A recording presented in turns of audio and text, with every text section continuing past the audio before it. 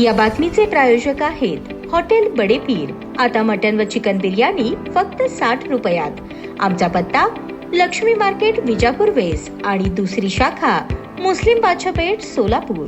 सोलापूरच्या 2 देशमुख आमदारांमध्ये कायमच तू भारी की मी भारी यावरून कार्यकर्त्यांमध्ये शीतयुद्ध पाहायला मिळायचे। निवडणुका आल्या किंवा वरिष्ठ नेते आले तर तेवढेच वरून ते एकत्र दिसायचे, परंतु नंतर एकमेकांविरोधात कुरघोड्या असायच्या। पण आता हेच देशमुख आपले अस्तित्व टिकवण्यासाठी बाजार समितीच्या निवडणुकीपासून एकत्र आल्याचे पाहायला मिळत आहे। विधानसभेच्या निवडणुकीनंतर सोलापुरातील आणि विशेष करून भारतीय जनता पार्टीमधील राजकीय समीकरणे प्रचंड बदलली आहेत। जिल्ह्याचे पालकमंत्री जयकुमार गोरे झाले। बाजार समितीच्या निवडणुकीनंतर सुभाष देशमुख आणि सचिन कल्याण शेट्टी यांच्यात दुरावा निर्माण झाला आणि त्यातच शहर मध्यमधून भाजपचे आमदार म्हणून देवेंद्र कोठे निवडून आले आणि त्यानंतर अचानक नरेंद्र काळे यांचे शहराध्यक्ष पद काढून रोहिणी तडवळकर यांच्याकडे देण्यात आले। बाजार समितीच्या निवडणुकीत सुभाष देशमुख यांनी विजय देशमुख यांच्याशी हात मिळवणी करत पॅनल उभे केले। तेव्हापासून हे दोघे नेते कायम एकत्र दिसत आहेत। एकमेकांच्या घरी जाणे, कार्यालयात जाणे, कार्यक्रमाला जाणे चालू आहे। मनीष देशमुख यांच्या वाढदिवसाला विजयकुमार देशमुख यांनी स्वतः त्यांना शुभेच्छा दिल्या। तसेच विजयकुमार देशमुख यांचे बरेच कार्यकर्ते शुभेच्छा देण्यासाठी कार्यालयात गेले। असे पहिल्यांदाच घडले असेल।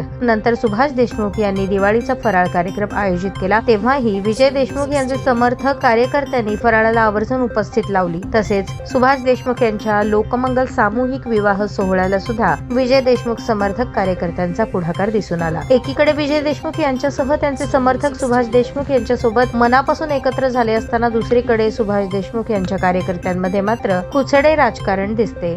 शहराचे माजी अध्यक्ष नरेंद्र काळे यांनी सिद्धेश्वर यात्रेच्या पार्श्वभूमीवर नंदीध्वज पूजन ठेवून सर्वांना स्नेहभोजनासाठी आमंत्रित केले। त्यांनी सुभाष देशमुख यांच्या घरी जाऊन निमंत्रण दिल्याचे समजले। बापूंच्या बऱ्याच कार्यकर्त्यांनाही त्यांना या कार्यक्रमाला बोलावले होते, पण नरेंद्र काळे यांना शेवटी नाराज व्हावे लागले। सुभाष देशमुख सह चिरंजीव मनीष देशमुख हे तर आलेच नाहीत, पण सुभाष देशमुख यांचा समर्थक कार्यकर्ता देखील या कार्यक्रमाला दिसला नाही। या 2 देशमुखांच्या मनोमिलनाचे दुर्दैव म्हणावे लागेल। बापूंना नरेंद्र यांच्यापेक्षा वडाळ्याच्या काका साठे यांचा कार्यक्रम महत्त्वाचा वाटला असेल। काळेंनी बराच वेळ बापूंची वाट पाहिली। 6 डिसेंबर डॉक्टर बाबासाहेब आंबेडकर यांचा महापरिनिर्वाण दिनी दोन्ही देशमुख एकत्र गाडीतून अभिवादन करण्यासाठी आले। त्यावरून पालकमंत्री जयकुमार गोरे, आमदार सचिन कल्याण शेट्टी यांनी आमदार देवेंद्र कोठे यांचे सोलापुरात वाढते वर्चस्व पाहता स्वतःचे अस्तित्व टिकवण्यासाठी 2 देशमुख एकत्रित आलेत का असा प्रश्न सर्वसामान्य कार्यकर्त्यांना पडला आहे।